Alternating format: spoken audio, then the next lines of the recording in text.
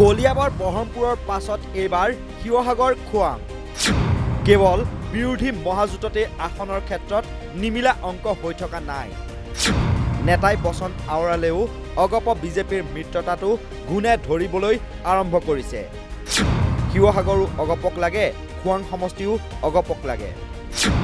আনফালে সমষ্টি দুটাত ১ ডজনৰ ওপৰত বিজেপিৰ প্ৰাৰ্থিত্ব প্ৰত্যাশীৰ ভিৰ। নিৰ্বাচন যিমানেই ওচৰ চাপিছে সিমানেই এতিয়া মিত্ৰতাত থাকিলেও আসন ভাগ বতৰুৱাত এক প্ৰকাৰে কেৰুণ লগা পৰিলক্ষিত হৈছে বিজেপি আৰু অগপৰ মাজত। চাৰিওফালে যেন নিমিলা অংক। আমগুৰি সমষ্টি বিলুপ্ত হোৱাৰ পাছত শিৱসাগৰত এইবাৰ খেলিবলৈ মন কৰিছে অগপৰ বিধায়ক প্ৰদীপ হাজৰিকাই। বিপৰীতে শিৱসাগৰ সমষ্টিৰ পৰা ১২গৰাকীয়ে বিজেপিৰ হৈ টিকট বিচাৰি কৰিছে আবেদন। এইবাৰ শিৱসাগৰ সমষ্টিৰ পৰা নিৰ্বাচনত অৱতীৰ্ণ হ'বলৈ মন মেলিছে বহুকেইগৰাকী নেতাই। তাৰে ভিতৰত আছে থাওৰাৰ প্ৰাক্তন বিধায়ক কুশল দুৱৰী, বিধানসভাৰ প্ৰাক্তন অধ্যক্ষ প্ৰয়াত প্ৰণৱ গগৈৰ পুত্ৰ সমীৰ গগৈ, যুৱ নেতা লাচিত গগৈ, হৰি প্ৰসন্ন হাজৰিকা, বিজেপি অংকিতা দত্ত, সুৰভী ৰাজকুঁৱৰী, জিলা সভাপতি বিতুপন ৰায়ডঙীয়া, ৰাজ্যিক মহিলা আয়োগৰ অধ্যক্ষা বিনীতা শইকীয়া দেকে ধৰি আন কেইবাজনো। পিছে সময়তহে গম পোৱা যাব সন্মানীয় শিৱসাগৰ সমষ্টিৰ বিজেপি দলৰ প্ৰাৰ্থী কোন হ'ব। তাৰ মাজতে আকৌ অসম গণ পৰিষদকো লাগে শিৱসাগৰৰ আসনখন। আসনখনৰ পৰা জয়ী হ'ব বুলি দৃঢ় বিশ্বাসী প্ৰদীপ হাজৰিকা। মই কোনটো সমষ্টিৰ পৰা প্ৰতিনিধিত্ব কৰিম এইটো এটা মোৰ এটা ব্যক্তিগত কথা নহয়, কিন্তু আমাৰ ডিষ্ট্ৰিক্ট কমিটি বা সমষ্টি কমিটি তেওঁলোকে কৈছে যে শিৱসাগৰত আমাক এটা চিট লাগে আৰু মোক দলে যি ধৰণে ডিৰেকশ্যন দি আছে মই তেনেকুৱা ধৰণেই কাম কৰি আছোঁ।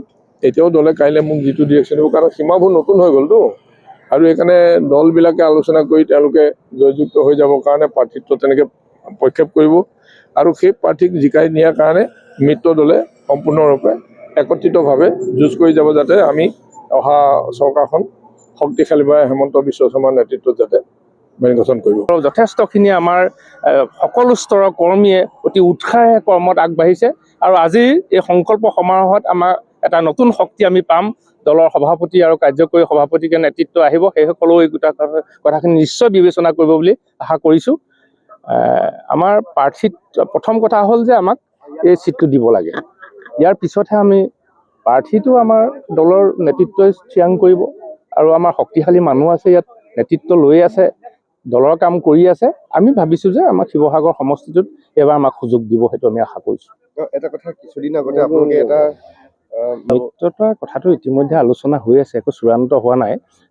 প্ৰত্যেকটো দলেইটো ক'ব বিচাৰিব, কিন্তু তাৰ আলোচনাৰ মাজতে আমি গোটেইখিনি কথা আমাক শিৱসাগৰ জিলাখন আমি যেতিয়া মিত্ৰজোঁটত আছোঁ, অসম গণ পৰিষদ আছে, এটাতো হ'লেওতো আমাক চিট দিব লাগিব ন, গতিকে এটা বুজাবুজিটো হ'ব লাগিব। ইপিনে নৱগঠিত খোৱাং সমষ্টি অগপক এৰি দিয়াৰ দাবীত অটল অগপৰ খোৱাং সমষ্টিৰ সমিতি। বিপৰীতে বিজেপিৰ প্ৰাৰ্থিত্বৰ দৌৰত আছে বৰ্তমানৰ বিধায়ক চক্ৰধৰ গগৈৰ উপৰিও ৮-৯গৰাকীকৈ প্ৰাৰ্থী। তাৰ বিপৰীতে আকৌ অগপ আৰু বিজেপিৰ মিত্ৰতা সূত্ৰে পূৰ্বৰ মৰাণ সমষ্টি দুটাকৈ বিধানসভা নিৰ্বাচনত বিজেপি দলক এৰি দিয়াৰ পৰিপ্ৰেক্ষিতত এইবাৰ নৱগঠিত খোৱাং সমষ্টিৰ পৰা প্ৰতিদ্বন্দ্বিতা আগবঢ়াব বিচাৰিছে অগপ দলে। নিশা খোৱাঙত এক সংবাদমেল অনুষ্ঠিত কৰি পুনৰ সমষ্টিটো অগপ দলক এৰি দিবলৈ দাবী জনাই অগপৰ খোৱাং সমষ্টি সমিতিয়ে। সংবাদমেল সম্বোধন কৰি অগপৰ জ্যেষ্ঠ নেতা তথা খোৱাং সমষ্টি সমিতিৰ সভাপতি সূত্ৰধাৰ পাংগিঙে কয় যে নৱগঠিত খোৱাং সমষ্টিৰ পৰা প্ৰতিদ্বন্দ্বিতা আগবঢ়াবলৈ অগপ দল সাজু আৰু সক্ষম। অগপৰ খোৱাং সমষ্টি সমিতিয়ে সৰ্বসন্মতভাৱে অগপ দলৰ কেন্দ্ৰীয় সমিতিৰ সাধাৰণ সম্পাদক সুনীল ৰাজকোঁৱৰক প্ৰাৰ্থী হিচাপে মনোনীত কৰি ইতিমধ্যে দলৰ কেন্দ্ৰীয় নেতৃত্বক লিখিতভাৱে অৱগত কৰিছে। দলৰ কেন্দ্ৰীয় নেতৃত্বৰ ওপৰত অগপৰ খোৱাং সমষ্টি সমিতিয়ে যথেষ্ট পৰিমাণে আশাবাদী হৈ আছে বুলি মন্তব্য কৰে অগপৰ খোৱাং সমষ্টি সমিতিয়ে। আমাৰ খোৱাং সমষ্টিত অসম গণ পৰিষদ দলক আমি এইবাৰ হেৰি দিবৰ কাৰণে প্ৰবলভাৱে আমি দাবী জনাইছোঁ। যিহেতু আজি দুটাকৈ ইলেকশ্যন পাৰ হৈ গ'ল, জেনেৰেল ইলেকশ্যন পাৰ হ'ল আৰু MP ইলেকশ্যনো পাৰ হ'ল। কেইবাটাও ইলেকশ্যন আমি তেখেতসকলক আমি অসমত পোষণ কৰি তেখেতসকলক আমি ভোটদান কৰিছোঁ। কিন্তু তেখেতসকলৰ দুটাকৈ কাৰ্যকালত আমাৰ যিবিলাক তেখেতৰ মিত্ৰতাৰ যিটো বৈশিষ্ট্য এইখিনি তেখেতে অকণমান কৃপণালি কৰা যেন মোৰ অনুভৱ হৈছে। গতিকে আমি খোৱাং সমষ্টিৰ অসম গণ পৰিষদ দলে একত্ৰিত হৈ এইবাৰ আমাৰ নেতৃবৰ্গক আমি জনাইছোঁ যে এইবাৰ আমাৰ অসম গণ পৰিষদক চিটটো হেৰি দিবৰ কাৰণে আমাৰ একমাত্ৰ প্ৰাৰ্থী হিচাপে আমি সুনীল ৰাজকুমাৰক আমি সকলোৱে মনোনীত কৰিছোঁ আৰু তেখেতক দিবৰ কাৰণে আমি কেন্দ্ৰীয়বৰ্গক আমি অনুৰোধ জনাইছোঁ। আমাৰ কেন্দ্ৰীয় নেতৃবৰ্গৰ কথাটো অকণমান গুৰুত্বকাৰে লৈছে, পাছলৈ কি কৰে আমি এইখিনি নাজানো।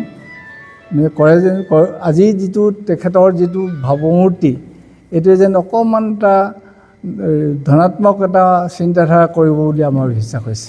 আনহাতে সংবাদমেলত বক্তব্য ৰাখি অগপ দলৰ কেন্দ্ৰীয় সমিতিৰ সাধাৰণ সম্পাদক তথা খোৱাং সমষ্টিৰ প্ৰাৰ্থিত্ব প্ৰত্যাশী সুনীল ৰাজকোঁৱৰে অগপ বিজেপিৰ মিত্ৰতাৰ সূত্ৰে আগন্তুক নিৰ্বাচনত নৱগঠিত খোৱাং সমষ্টি অগপক এৰি দিবলৈ দলৰ কেন্দ্ৰীয় নেতৃত্বৰ লগতে অসমৰ মুখ্যমন্ত্ৰী ডক্টৰ হিমন্ত বিশ্ব শৰ্মালৈ আহ্বান জনাইছে। খোৱাং সমষ্টিত বৰ্তমান অগপ দলৰ সাংগঠনিক ভেটি শক্তিশালী বুলি উল্লেখ কৰি সুনীল ৰাজকোঁৱৰে কয় যে দলে প্ৰাৰ্থিত্ব প্ৰদান কৰিলে খোৱাং সমষ্টিত অগপৰ বিজয় নিশ্চিত। অগপৰ খোৱাং সমষ্টি সমিতিয়ে এই বিষয়ত অগপৰ সভাপতি অতুল বৰাক সাক্ষাৎ কৰে আৰু সভাপতিগৰাকীয়ে ইতিবাচক সঁহাৰি জনাইছে বুলি মন্তব্য কৰে সুনীল ৰাজকোঁৱৰে। অসম গণ পৰিষদ আমি আশাবাদী, প্ৰবল আশাবাদী যে নিশ্চিতভাৱে অসম গণ পৰিষদৰ আগৰ চিটতকৈ অলপ হ'লেও চিট বাঢ়িব আৰু এই চিট বঢ়াৰ লগে লগে খোৱাংটো তাৰ ভিতৰত অন্তৰ্ভুক্ত হ'ব বুলি আমি আশাবাদী। সমষ্টি কমিটি সৰ্বসন্মতিত মই প্ৰাৰ্থী হয়, সেইটো হয়। মই একেজনেই মানুহ, মই জেনেৰেল ছেক্ৰেটাৰীও ময়ে হয় অসম গণ পৰিষদৰ সুনীল ৰাজকোঁৱৰ, মুখপত্ৰও সুনীল ৰাজকোঁৱৰ হয়। যদি কয় চৰকাৰ ফালৰ পৰা যদি কয় আজি তাৰিখতো মই মানে জ্যোতি চিত্ৰাৱনৰ ভাইচ চেয়াৰমেন হয়। লগে লগে এইটোও সত্য হয় যে অসম গণ পৰিষদৰ খোৱাং বিধানসভা সমষ্টি সৰ্বসন্মতি নহয় প্ৰাৰ্থী দাবীদাৰো হয় যে আমাৰ দলৰ সৰ্বসন্মতি প্ৰাৰ্থী হিচাপে আজি আমাৰ খোৱাং বিধানসভা সমষ্টিয়ে দলৰ নেতৃত্বক মানে আমাৰ প্ৰস্তাৱ আৰু সিদ্ধান্তবিলাক দি আহিছে আৰু এই কথাটোকে আজি ৰাজহুৱা আমাৰ সমষ্টি সমিতিৰ লগত আৰু মই নিজেও উপস্থিত আছোঁ যে সেই কথাটোৱে মূল বস্তুটো। আমি নেগেটিভ কথাটো নাভাবোঁৱে, সদায় যোগাত্মক মানুহ আৰু যোগাত্মক চিন্তাই আমি আগবাঢ়িছোঁ। গতিকে আমি ইতিমধ্যে দুবাৰ আমাক নিদিওঁতেও আমি বিজেপিক সহায় কৰি আছোঁ ন। বিজেপিয়ে কিমানখিনি স্বীকাৰ কৰে নকৰে তেখেতসকলৰ কথা, কিন্তু আমি দুবাৰ বিধায়কজনক আমি দুবাৰ ভোট দিছোঁ ন। আমি ভোট দিবৰ কাৰণে কেম্পেইন কৰিছোঁ, চবেই গাঁঠিধন ভাঙিছোঁ, সেইটোতো সত্য। গতিকে এতিয়া আমাৰ প্ৰাপ্যটো আমি বিচৰাটো এইটো আৰু কোনো দুখ বহনীয় হ'ব নোৱাৰে বা অপৰাধ হ'ব নোৱাৰে বা আমাৰ সমষ্টি কমিটি কোনোবাই জগৰীয়া কৰিব নোৱাৰে।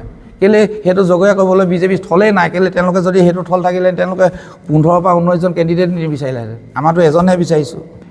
যেনেকৈ যোগাত্মক দিশ থাকে তেনেকৈ বহুত ঋণাত্মকো দিশ আমাৰ এই খোৱাং বিধানসভা সমষ্টি গঠন হোৱাত আমাৰ পৰিলক্ষিত হৈছে। খোৱাং সমষ্টিবাসী বহুত বেকফুটলৈ গুচি গ'লোঁ। কেলৈ বেকফুটলৈ গ'লোঁ? যি ঐতিহাসিক আমাৰ মৰাণ, এই মৰাণখন আমি ঐতিহাসিকভাৱে আমি তিনিটা সমষ্টিৰ ভিতৰত ডিব্ৰুগড়, লাহোৱাল আৰু মৰাণ সমষ্টি আছিলে, সেই মৰাণ সমষ্টিটো বিলুপ্তি হৈ গ'ল। বিলুপ্তিয়ে নহয়, নামাকৰণ যদি সলনি হ'লহেঁতেন বেলেগ কথা, মৰাণৰ নাম সলনি কৰি যদি খোৱাং হ'লহেঁতেন তেতিয়া ক'বলগীয়া একো নাছিল। কিন্তু মৰাণখন সম্পূৰ্ণভাৱে বিলুপ্তি হ'ল বুলি আমি এইকাৰণে ক'ব পাৰোঁ যে খোৱাং সমষ্টি নতুন সমষ্টি বুলি আমি এইকাৰণে যুক্তি সহকাৰে আমি ক'ব পাৰোঁ যে মৰাণখন খোৱাং সমষ্টিত নাই। মৰাণ আগৰ যি মৰাণ টাউনৰ পৰা আদি কৰি মৰাণ দিখাৰী পঞ্চায়ত, তিলৈ পঞ্চায়ত আৰু আমাৰ বামুণবাৰী পঞ্চায়ত ইতিমধ্যে আমাৰ পৰা গুচি গৈ এইটো বেলেগ সমষ্টিত অন্তৰ্ভুক্ত হ'ল। যাৰ ফলশ্ৰুতিত আমাৰ প্ৰতিটো অফিচ যিটো অফিচে আমি চৰকাৰৰ আমি ৰাইজৰ সেৱা কৰিব পাৰে, সেই অফিচ আজি তাৰিখত খোৱাং সমষ্টিত এটা অফিচ নাই। অতি দুখ লগাকৈ আমি এইটোত এটা বিপৰ্যস্ত হৈছোঁ আমি খোৱাংবাসী। খোৱাংখন টাউন, মৰাণখন টাউন আছিলে খোৱাং সমষ্টিত, সেই মৰাণখনো গুচি গ'ল। আৰু আটাইতকৈ দুৰ্ভাগ্য বুলিয়ে কৈছোঁ যে খোৱাং সমষ্টিত খোৱাংখন নাই, খোৱাঙৰ কলেজ নাই, হাই ছেকেণ্ডেৰী নাই, খোৱাঙৰ 60%তকৈ বেছি খোৱাংখন আজি টিংখং সমষ্টিত সোমাই আছে। গতিকে আমাৰ ষ্টেডিয়াম গ'ল, আমাৰ হস্পিটেল গ'ল, আমাৰ যিমান অফিচ আছিলে চব গ'ল।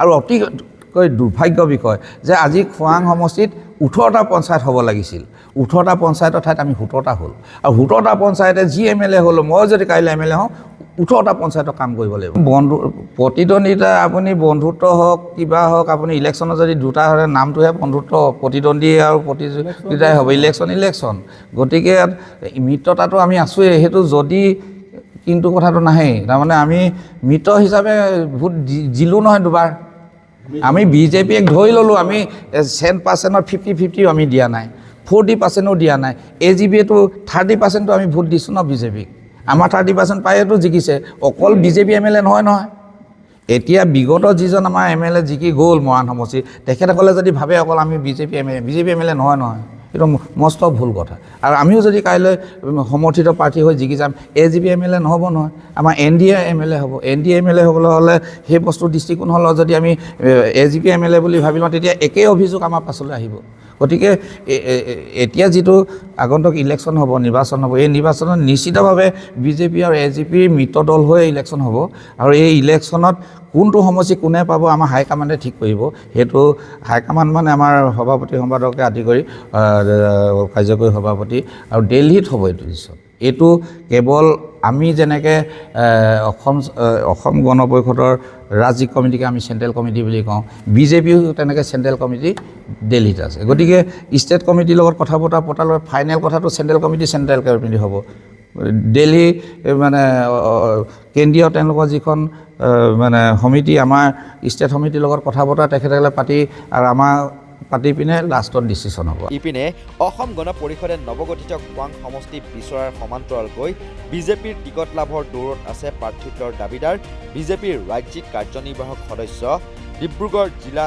ছাত্ৰ সন্থাৰ প্ৰাক্তন সভাপতি অসম গণ পৰিষদ দলৰ ভাতৃ সংগঠন অসম যুৱ পৰিষদৰ ডিব্ৰুগড় জিলা সমিতিৰ প্ৰাক্তন জিলা সভাপতি ৰঞ্জিত বৰুৱা সমাজকৰ্মী তথা বিজেপি নেতা পৰাগ দত্তৰ লগতে প্ৰাৰ্থিত্বৰ দৌৰত সমানে আগবাঢ়িছে ডিব্ৰুগড় জিলা উন্নয়ন প্ৰাধিকৰণৰ অধ্যক্ষ অসীম হাজৰিকা অন্যান্য পিছপৰা শ্ৰেণীৰ উন্নয়ন বৰ্ডৰ অধ্যক্ষ প্ৰশান্ত গগৈও এই ক্ষেত্ৰত পিছপৰি ৰোৱা নাই প্ৰাৰ্থিত্ব কোনে পায় সেয়া পাছৰ কথা কিন্তু প্ৰাৰ্থিত্ব কেন্দ্ৰিক বিসম্বাদৰ জুইকুৰা অগপ বিজেপিৰ মাজত ভালকৈ জ্বলিবলৈ আৰম্ভ কৰিছে শিৱসাগৰৰ পৰা পাৰ্শ্বতী গগৈ আৰু মৰাণৰ পৰা গৌতম মোহনৰ প্ৰতিবেদন নৰ্থ ইষ্ট নাও।